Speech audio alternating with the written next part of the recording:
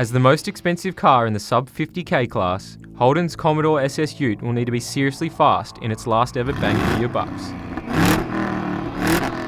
But with a 6.2 litre V8 pumping out 304 kilowatts and 570 newton meters, there's every chance it will be. The base SS Ute in manual form on a track, if you can get a handle on that thing, man, you are going to have the time of your life. It's got plenty of front end, it's got pretty good balance even though there's no weight in the rear. The suspension works well front to back, which is pretty unusual for an unladen vehicle. 300 kilowatts of V8, how can you not have an enormous amount of fun? You can turn the traction control all the way off as well, if you're brave enough.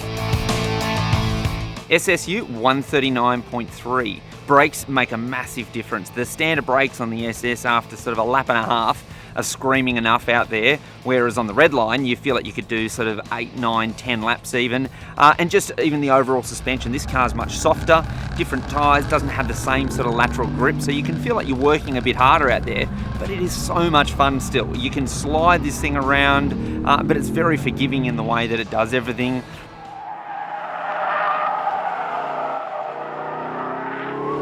The Holden SS Ute is one of those cars where you go, that's a lot of hardware for the dollars. It's 6.2 litres, it's 304 kilowatts, it's a 6-speed manual. It's a Ute body, it's even useful.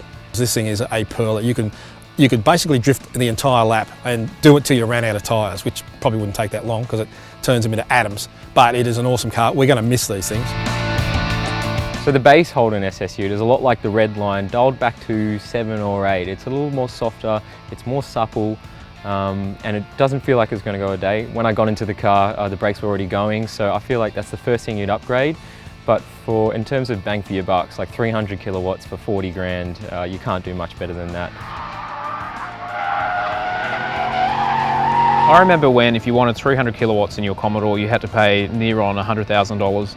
Now you can get it for $43,990 in an SS Commodore Ute. And it's amazing fun on the track. I mean, think about it, 304 kilowatts in a Holden Ute with a 6-speed manual and a limited slip differential. What do you think is going to happen on the racetrack?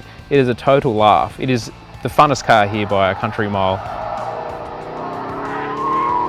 In terms of value, the SS Ute is going to be right in the frame. Well, look at what you get. You get a 300 kilowatt V8 engine, you get a leather interior, you get great alloys, you get a car that looks $1 million. So I think it's going to be right up there in that under $50,000 category again.